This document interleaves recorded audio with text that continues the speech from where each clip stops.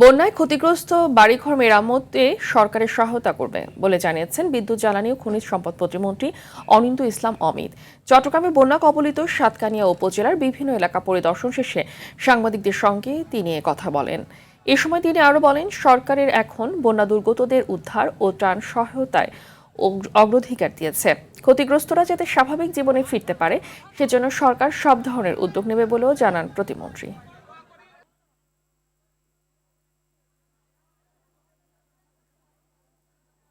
শুধু এই মুহূর্তে খাবার যুগই আমরা আমাদের দায়িত্ব শেষ করব না।